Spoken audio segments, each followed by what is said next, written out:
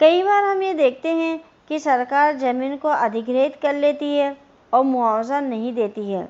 अगर सरकार आपकी ज़मीन को अधिग्रहित कर लेती है, आपसे ले लेती है और आपको मुआवजा नहीं देती है, तो क्या कानूनी कदम आप उठा सकते हैं?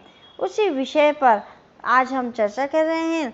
आप सभी लोग देख रहे हैं अपने YouTube चैनल आइला टॉक्स और मैं डॉक्टर इरशाद खानम। सरकार ज़मीन अधिग्रहित कर ले, मुआवजा ना दे, तो क्या कानूनी कदम हम उठा सकते हैं? भारतीय विधि में सरकार के पास जमीन को अधिग्रहण करने का एक विशेष अधिकार प्राप्त होता है, लेकिन इसके लिए नियम और प्रक्रिया को ध्यान में रखना चाहिए।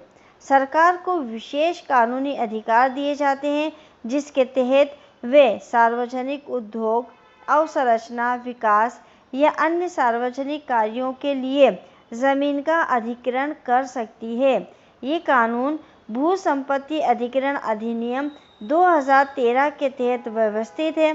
संविधान की अगर हम बात करें तो संविधान में नागरिकों को संपत्ति का मौलिक अधिकार दिया गया था, लेकिन बाद में इसे समाप्त कर दिया गया। अब ये मौलिक अधिकार सिर्फ विधिक अधिकार रह गया है। इसी प्रकार से हम देखें तो मध्य प्रदेश भू राजस्व संहिता की धारा 57 में ये कहा गया है कि प्रदेश की समस्त भूमि पर सरकार का अधिकार होगा, यानी सरकार को जब ज़रूरत होगी वह किसी भी व्यक्ति की निजी ज़मीन का उपयोग कर सकती है। इसके बदले में सरकार भूमि स्वामी को प्रतिकर अदा कर सकती है। अब प्रश्न ये है कि यदि सरकार प्रतिकर अदा ना करे तो क्या भूमि स्वामी उसके खिलाफ न्यायालय में जाएगा, न्यायालय की शरण ले सकता है?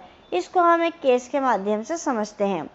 कल्याणी अन्य बनाम सुल्तान बैदरी म्यूनिसिपैलिटी और अन्य।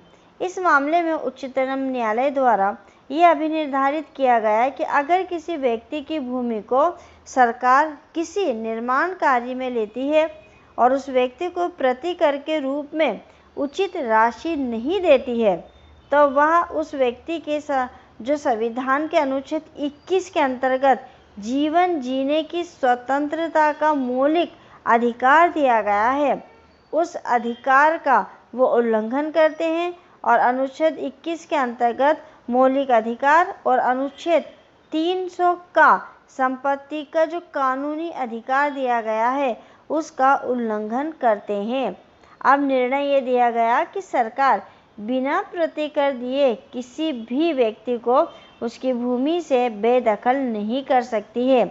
अगर वह ऐसा करती है तो ये आम नागरिकों के मौलिक अधिकारों का उल्लंघन होगा एवं उसके लिए आम आदमी डायरेक्ट सुप्रीम कोर्ट में अनुच्छेद 32 के अंतर्गत मदद मांग सकता है।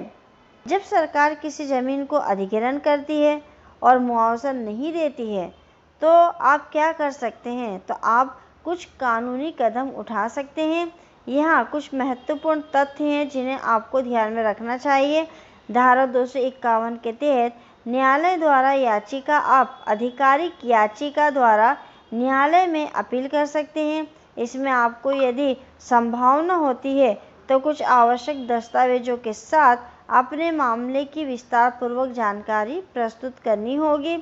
कानूनी सलाह लेना, आपको अपने क्षेत्रीय कानूनी वकील से परामर्श लेना चाहिए। वह आपको मध्य प्रदेश भू राजस्व संहिता के तहत अपने मामलों के लिए सही नियमों का पालन करने और याचिका दायर करने के लिए सहायता करेंगे।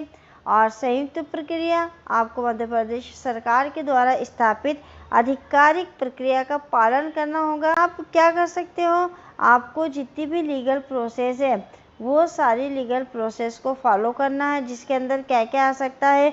आप सुनवाई करें, न्यायालय में अपने मामले पर बहस करें, वाद दायर करें, आपत्ति दायर करें। ये समस्त लीगल प्रोसेस जो है वो आप कर सकते हैं अपने प्रतिकर को पाने के लिए।